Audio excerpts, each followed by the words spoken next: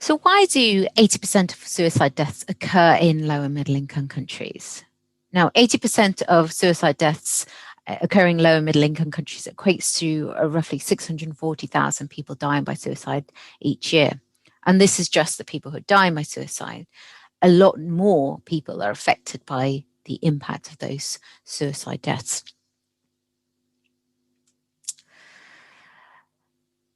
So if we look at the population of or look at the world's population, it might not surprise many people that, 80% of suicide deaths occur in low and middle income countries, given that roughly 80% of the world's population live in this part of the world.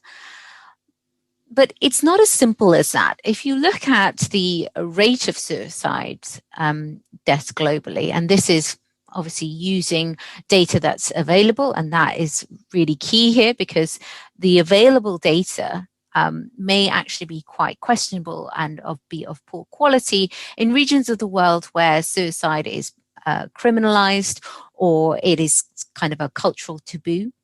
And there are no sort of good quality surveillance systems. And those parts of the world tend to be low and middle income countries. So even the picture we have here is likely to be a gross underestimate of the number of deaths that occur in low and middle income countries.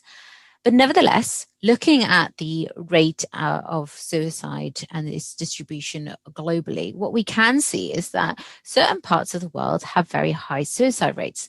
And those parts of the world have higher suicide rates than the global average. And these are more often than not tend to be sort of low middle income countries, although that's not always the case. Some high income countries do have high rates of suicide, but it's not as simple as saying that because 80% of the world's population live in low and middle income countries, that's why we see 80% of suicide deaths occurring there. It's also partly to do with kind of higher rates in low and middle income countries. And what's also important to know is that, 43% of suicide deaths occur in India and China alone, and they certainly don't make up 43% of the world's population. So when we look at the rates of suicide globally and the changing rates of suicide in terms of, what's happened in low and middle income countries versus high income countries, on the whole, not a lot has happened in terms of changing suicide rates globally. There has been a dramatic drop in suicide rates in China, although we don't really understand why that has happened. There are lots of sort of speculations as to why that's happened, but we don't really know. It's certainly not being driven by specific suicide prevention efforts. So in terms of the suicide prevention community, why haven't we made sort of significant strides in reducing suicide deaths in low and middle income countries? Now, partly that might have something to do with the research evidence. So when I first started out looking at suicide in Sri Lanka, one of the things I was struck by was that what I was reading in the literature didn't seem to marry up very well with what I was observing in Sri Lanka. The behavior of suicide seemed to be somewhat different to the behavior that I was reading about in the literature.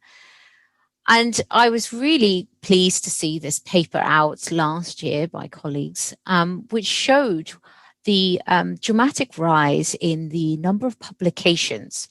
So that's what this graph shows, the number of publications related to suicide over several years. And you can see there's been a dramatic increase.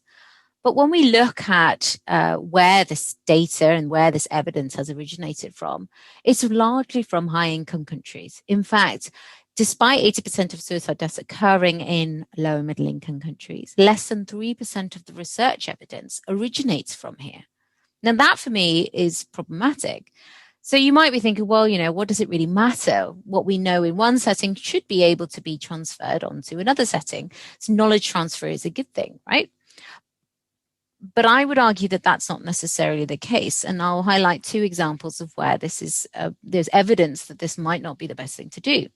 And these two areas that I'm going to highlight are with regard to sort of mental disorder and repeat self-harm and previous self-harm behavior. Now, these two areas are areas in which there's a lot of focus on for suicide prevention, in that we try to target mental illness as a way of reducing suicide. And also we target our preventative strategies in people who have self-harmed in the first place to avoid them sort of repeat self-harming and then also going on to die by suicide. So when I started out, there was this predominant kind of figure that was coming out saying, 80 to 90% of people who die by suicide had a current psychiatric disorder. This was kind of based on literature that was currently out there. But as I said, the literature is predominantly from high-income countries. So what we did was we tried to do a systematic review focusing on the evidence that were available from low and middle income countries specifically, and the quality of these data are not as robust as the evidence that was previously presented, but nevertheless, because this is where most of the suicide deaths occur, we wanted to focus on this. We found data from 26 low and middle income countries which we used, and we found that suicide was associated with a lower prevalence of psychiatric disorder than previously produced from studies. So suggesting that perhaps mental disorders and psychiatric disorders played a slightly less of a role, although the evidence is fairly sparse in this area and more work needs to be done to really understand this. So the other thing that we tend to focus on quite a bit is on repeat self-harm and targeting interventions in sort of hospitals or communities and targeting high-risk individuals. And these high-risk individuals are people who have either presented with self-harm to hospital or report a previous self-harm episode. Now, the evidence that has emerged and the evidence is fairly scarce for this in low and middle income countries because there is a lack of good quality surveillance out there for being able to look at this. But the data that are there, and that this has originated from Sri Lanka, suggests that targeting self-harm as a target for sort of suicide prevention might not be the best place to target suicide prevention efforts. In fact, targeting other things might be more important.